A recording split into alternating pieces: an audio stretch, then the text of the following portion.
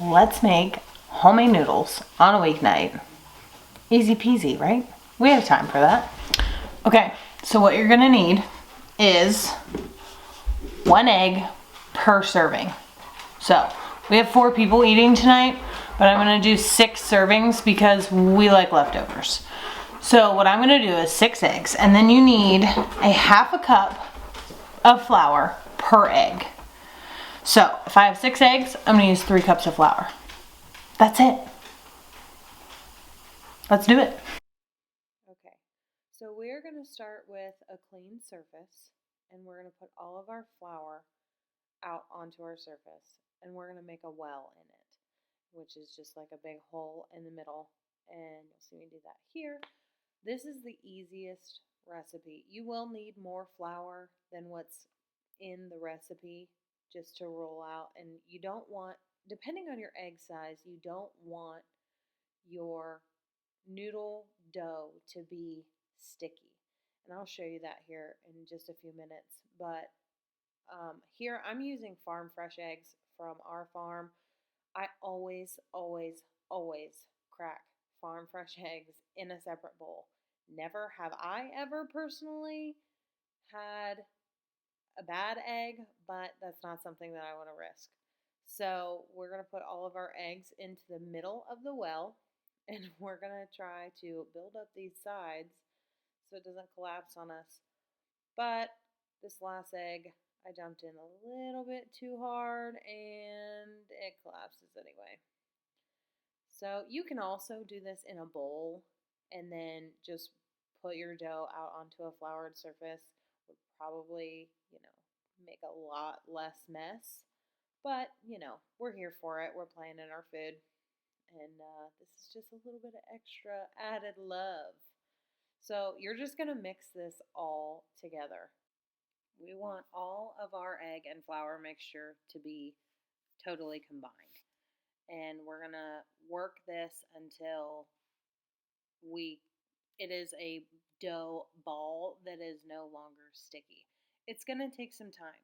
This process takes about probably 7-8 minutes. And here I added a little bit extra flour, rolling, the flour in slowly as I make my dough. And then here, see how this is still sticky? We don't want that. So if your dough's still sticky like that, you want to add a little bit more flour until you have a ball that is not sticky anymore, and you can kind of see the spring. We want that spring. So here we're just going to leave this sit while we get everything else ready. I'm going to add this recipe, quote unquote recipe, isn't necessarily made for putting through a KitchenAid, but this is what I'm going to use because for me, I have such a hard time rolling it out by hand.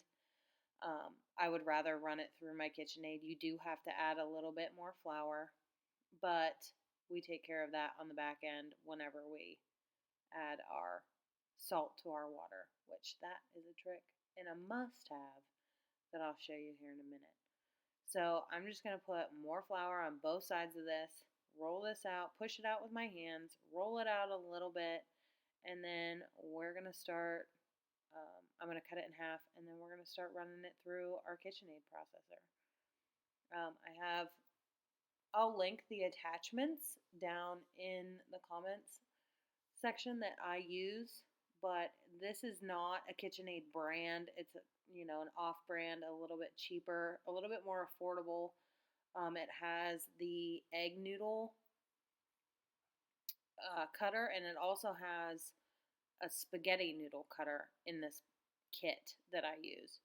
So this part, we're just flattening it out, and my noodle maker attachment has 8 settings, so you want to start on the widest setting and then work your way down thinner and thinner. You don't want to start with a real thick piece and put it on the thinnest setting. It takes a little bit more time, but you want to do it step by step so that you're gradually working thinner and longer so your dough doesn't get all gummed up inside your machine. So then you're going to take this and you're going to do it to all of your pieces. and get them all flattened out. But don't cut them yet, because you don't want to switch your pieces on the front of your machine back and forth from cutter to press and cutter to press. It just is too much. So you want all your pieces to be long like that. And we're going to leave those sit on the counter while we get our water boiling and get the rest of dinner done. So for dinner tonight, I'm going to be we had spatchcock chicken yesterday. So I'm going to take the leftover chicken and put this in my pan. And then the day before yesterday, we had sourdough pizza. So I'm going to take the leftover sauce that I had canned this past summer, and I'm going to add this sauce to my chicken. And we're going to have kind of a makeshift chicken parmesan. We try to use what we have so that we don't have anything going to waste. You can tell I didn't use very much sauce when I made that sourdough pizza. So we're going to add the sauce in here and have a little bit of a chicken parmesan. So we're going to get this stuff on the stove. Ooh, Karma's like, can I have some of that? We're going to get this stuff on the stove and get it warming up and get our water boiling. And then we're going to switch our attachment to the cutter attachment. And we're going to run all of our pieces of dough through the cutter attachment. And then that way we can get these cooking. The longest process is probably this running through. So if you have the time and the patience and, the accuracy to cut these noodles pretty close to the same size, you can use a pizza cutter, you can use a knife, you can cut these by hand. Because this part right here is what takes the absolute longest. The only reason that I really use it is because I like all of my noodles to be the same thickness, so I don't have to worry about, well, is this one cooked long enough and this one not cooked long enough? So then we're going to give Karma a bite. We're going to run all of those through the cutter until you have a big pile of noodles. I try to spread these out a little bit so that they don't stick together. Here is the key ingredient.